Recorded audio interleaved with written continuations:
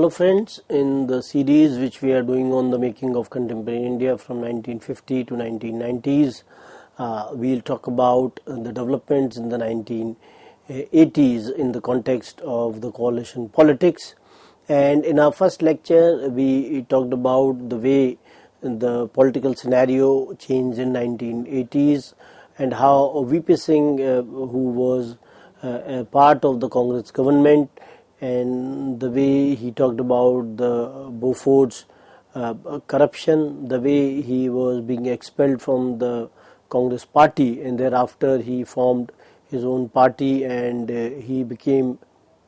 the Prime Minister of India with the support of other political parties, and how he was able to secure the support of BJP as well as the left parties when he became the Prime Minister,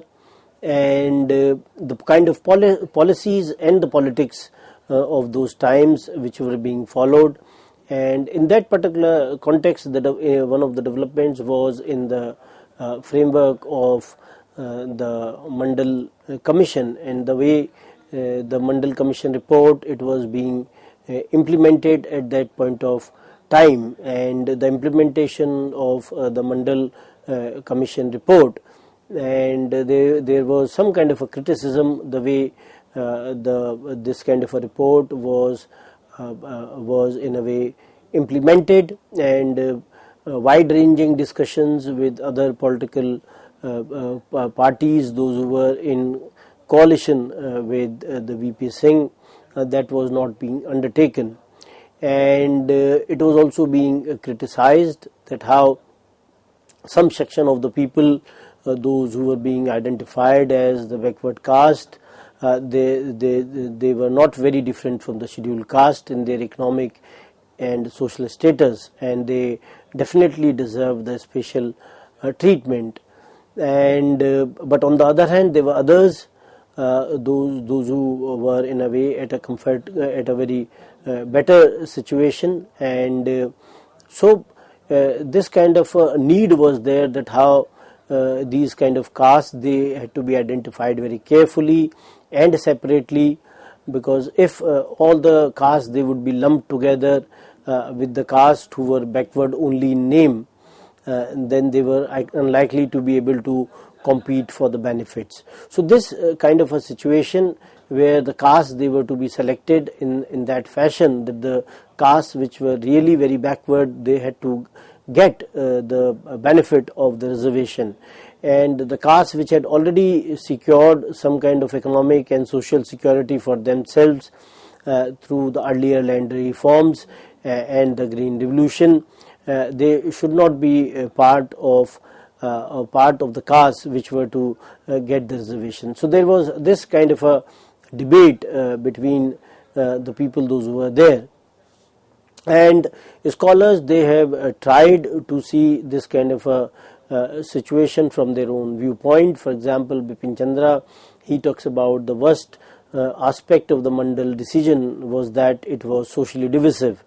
and it pitted caste against caste in the name of social justice, and it made no effort to convince those who would stand to lose that they should accept it in larger interest. So Bipin Chandra is talking in this particular framework that how the Mandal Commission or the decision which was associated with the Mandal Commission, it was socially divisive in nature, and how in a way, in terms of providing social justice, caste, each one caste was pitted against another caste, and it was in a way also to be seen that all sorts of efforts, they should have been made to convince people that they should accept this kind of a decision in the larger interest of the masses, or in the larger interest of the country as well. And we find that how the potential beneficiaries, they were being encouraged to treat others, those who are opposing this kind of a decision, as representative or representing the upper caste interest. And the way the caste was reintroduced as a concept and identity even in those sectors of society from where it had virtually disappeared. So we find that how this kind of a divisiveness, this kind of a problem in the system could be seen, and the potential beneficiaries, they were to treat others in that fashion, that they were opposing this kind of a decision because they were representing the upper caste interest. And in many of sectors of the society where caste had already disappeared, where there again we find that how caste was reintroduced as a concept and even identity as well.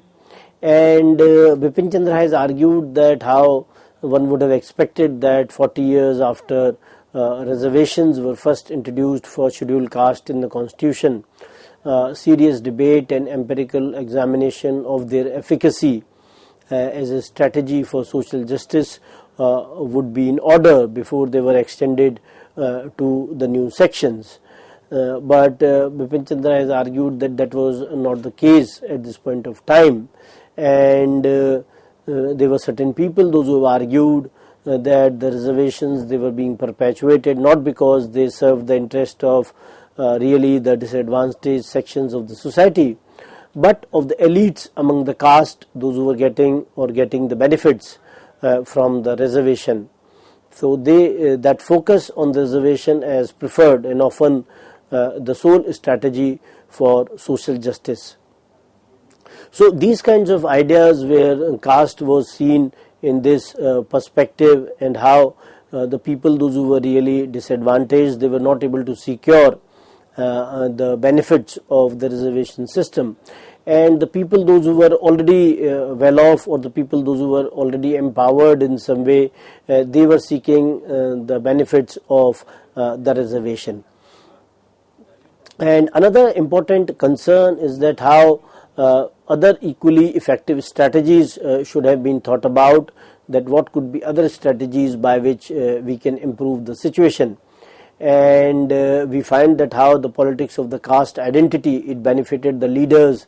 rather than the victims of the caste system. So the way the issue of reservation became more of a political issue rather than a social issue is one of the concerns which has been raised by some of the scholars like Bipin Chandra, and he has argued that how it had to be debated at all levels, and the case for the extension of the reservations established and public opinion built around it before such major social engineering was attempted. This is what he has argued. And we find that there was a strong and the violent reaction of the student community in northern India when the Mandal Commission report was implemented. And many people, those who thought that they would choose the government sector, they will join the government sector as their career option, and they realized that almost 1/3 of the seats for the reservation they were being blocked for them. So it appeared that it was unfair to them, and especially as you can see on the screen as well, that as they recognized that many of those who would benefit were economically and socially their equals or even superior. So this kind of a feeling was there among certain sections of the society, that the people, those who are going to benefit from the reservation, these people, they were not in any way inferior to them from the economic or social point of view. Rather, these people, they were equal to them, or sometimes they were even superior to them. So we find that because of which there was some kind of an issue in the context of the students as well. And when you see it from as a perspective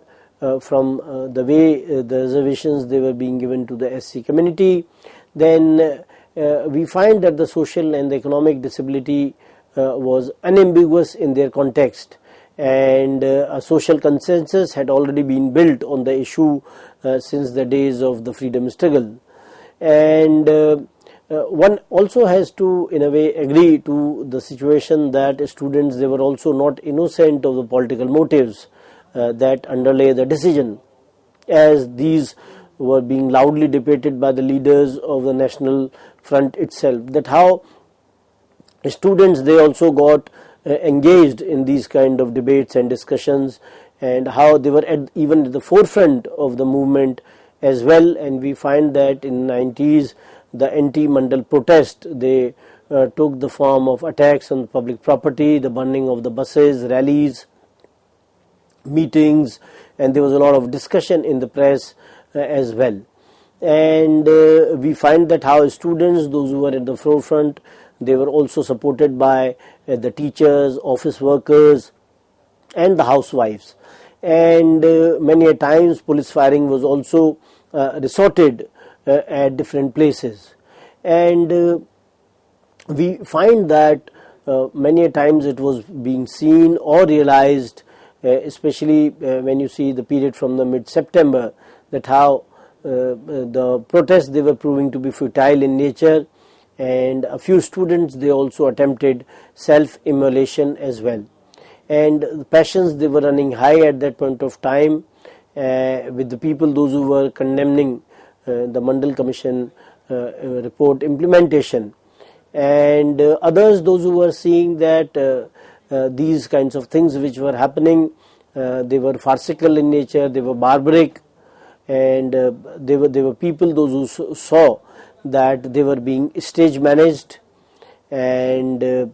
many times that there is also an argument that how there was a lack of understanding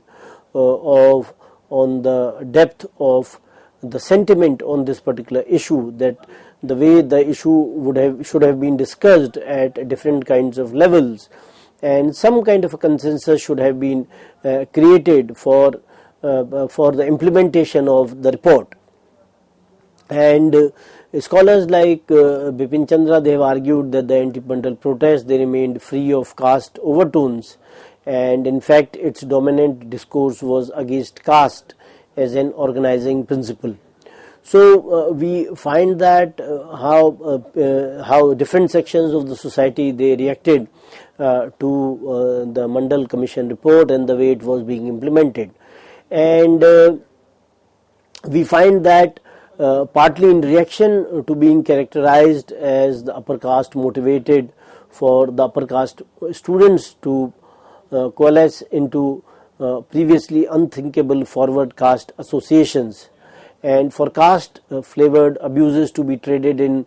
college hostel corridors and the dining halls. So this is what Bipin Chandra has argued, that these things, they also happened. And these places basically were earlier seen to be the places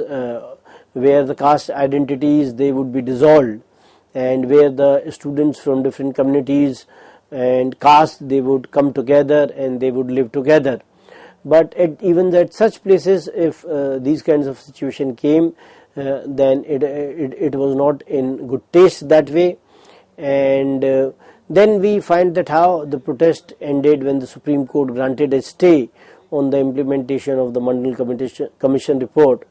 now on 1st October 1990. So we find that Mandal Commission definitely was an important concern of the people, those who were at the those who were in the government at that point of time. And during this particular period as well, we find that apart from the Mandal Commission report issue, another important development which we see during this period is the issue of Rath Yatra, which was initiated by L.K. Advani, as you can see on the screen as well, that on 25th September 1990, L.K. Advani, he embarked on his 6,000 mile long Rath Yatra or chariot ride from Somnath in Gujarat to Ayodhya to lay the foundation stone for Ram Mandir, which ended on 23rd October at Samastipur in Bihar, with his arrest and the withdrawal of support by BJP. So another development in the 1990 and thereafter was in the context of Rath Yatra, and how BJP as a political party, it got transformed after this Rath Yatra, and we find that on 30th October there was a firing on the crowd which was trying to reach the spot in Ayodhya which was chosen for the Shilanyas of the Ram temple. So the kind of developments which were happening in 1990 and thereafter, for example the Rath Yatra or L.K. Advani's arrest and the firing at Ayodhya during this time, it aroused a lot of passion, and the ensuing riots, it led to many deaths in North India. And on 5th November, Janata Dal split, and 58 legislatures they elected Chandrasekhar as their leader. And on 7th November, second attempt at running a non-Congress government, it came to an end after the 11 stormy months. So we find that how the government of VP Singh could only function for a short period of time, and thereafter Chandrasekhar was elected as the leader, and we find that this kind of a situation which was being created at that point of time was also as a result of the kind of tumult or the kind of chaos which we see during this period, and this was as a result of the Mandal Commission report implementation, as well as the Rath Yatra which was initiated by BJP. And we find that when Chandrasekhar became the Prime Minister and he took office on 10th November 1990 with the support of Congress, and he only had one role to perform, to hold the government till Congress decided that it wanted to go for elections. And finally the support was withdrawn on 5th March 1991, and the elections, they were being announced from 19th May, and one round of voting was over when the tragedy again struck, when Rajiv Gandhi in Sri Perumbudur, which was 40 kilometers from Madras, was blown to pieces when a young woman triggered off a bomb that she had strapped to her waist. So we find that during this period when the election campaigning was going on, and at the same time one round of elections had already been covered, and during this particular period another kind of a sad event in the framework of the assassination of Rajiv Gandhi took place, and his death basically is being attributed to the kind of developments which were happening in Sri Lanka, because it has been seen that the people, those who were associated with the LTTE militants, it was considered, it was understood that the LTTE militants, they were behind the killing of Rajiv Gandhi, and this assassination, it created or generated a lot of sympathy wave kind of a thing, and this provided some kind of a support to the Congress in terms of securing more seats, and we find that how Congress emerged as the single largest party. And in the later phase of the elections after the assassination of Rajiv Gandhi, we find that Congress was able to secure more seats, and when these kinds of results were out and Congress was not able to create was not able to secure the absolute majority, and it had to secure support from others, and it was the government which was formed, which was basically a minority government, and which over a period of time achieved a majority and lasted a full 5-year term. And that was also the period we find that that was the period when the radical economic reforms, they were being initiated, and the way the government functioned, it brought down the caste and the communal temperature to a great extent, and the government was able to restore normalcy to Punjab and improving the situation in Kashmir and Assam. And we also, during this period, we also find that how the Babri Masjid demolition took place, and after that there was a widespread rioting as well. So we find that the way the Narasimha Rao government functioned, the way it was to bring about the radical economic reforms in the Indian economy, and it also made some kind of political contribution in the sense that the situation in Punjab was restored as normal, and the situation in Kashmir and Assam also improved. And we find that the way the government functioned in the last 2 years, it tended to lose the steam, and the way there was a slowing down of the economic reforms and the surfacing of the corruption charges and Hawala scandal, which led to these kind of charges, and these were later found to be almost entirely unsustainable. And we also find that there were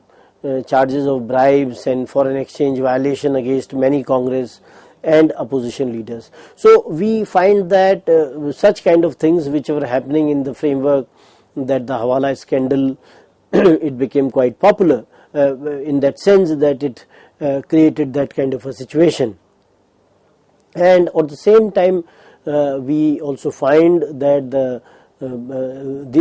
kind of situation which emerged at this point of time where the government was seen in a bad light, and we find that in the elections of 1996 Congress was only able to secure 140 seats, and BJP increased its tally from 161 from 120 in 1991. So now BJP had more seats from 120 in 1991 to 161 in 1996. And the short-lived BJP government, it lasted from 16th May to 1st June, but failed to get the majority support. So BJP, despite claiming so many seats, was not able to create its own government. And we find that the kind of developments which were happening after that, and how H.D. Deve Gowda, he became the Prime Minister with the support which was given by Congress and CPM, in which CPI joined as a partner, and India got the first communist Home Minister in Indrajit Gupta. That how Indrajit Gupta became the Home Minister of India. And we find that this situation of uncertainty continued in that particular decade again, and then the Congress withdrew support on 30th March 1997, and it failed to form a government, and again supported a united front government, this time with I.K. Gujral as the Prime Minister. And this changing of the Prime Ministers continued in the 1990s several times, and we find that again support was withdrawn, and then the fresh elections, they were being held in February 1998, which led to the formation of the BJP-led government with Atal Bihari Vajpayee as the Prime Minister. And though BJP itself got only 182 seats, but it was able to secure the support of other political parties like TDP, AIADMK and Trinamool Congress. So these political factions, they supported BJP, and BJP was able to make its own government. And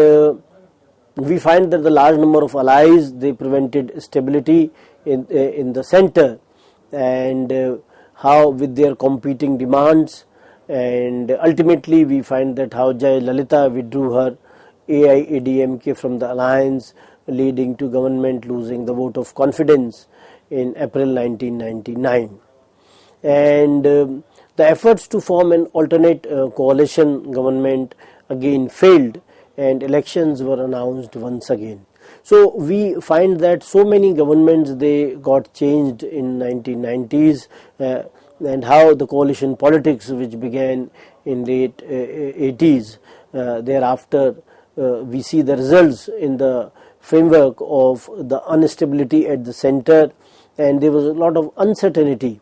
and we find that because of which because of this political uncertainty, the economy also suffered.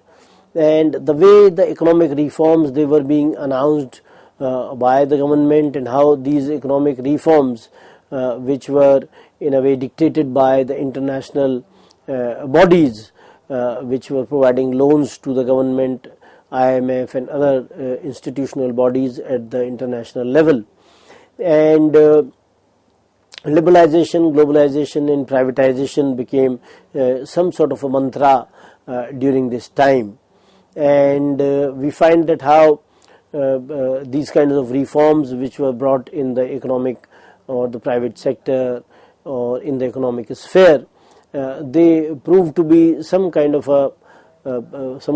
boon to the masses in the long run, though you have critics of the globalization, liberalization and privatization as well,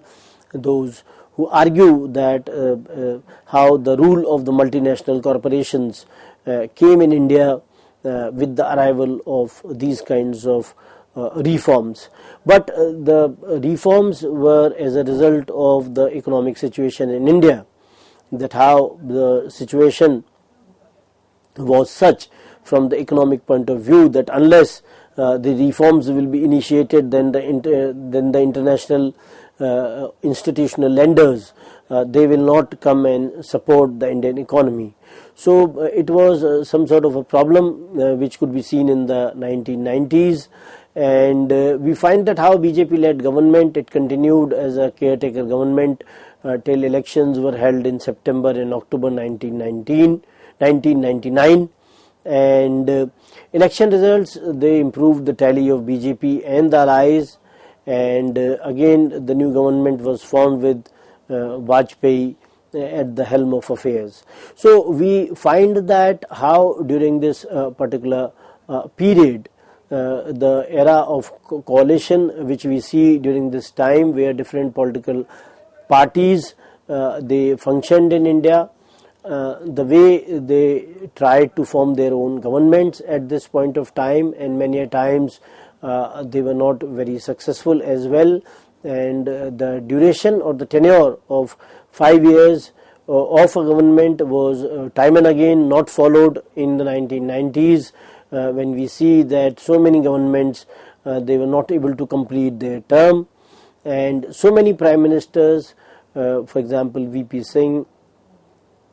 or Chandrasekhar or SD Devgowda and I.K. Gujral, they were not, and even Atal Bihari Vajpayee, they were not able to complete their term of 5 years during the 1990s, and it created a lot of uncertainty at the center.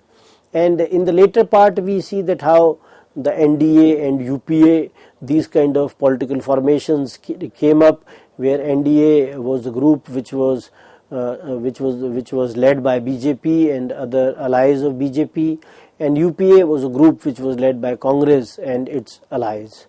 So we'll continue further in the context of the 1980s, when we will talk about the other issues which are related. Till then, thank you very much.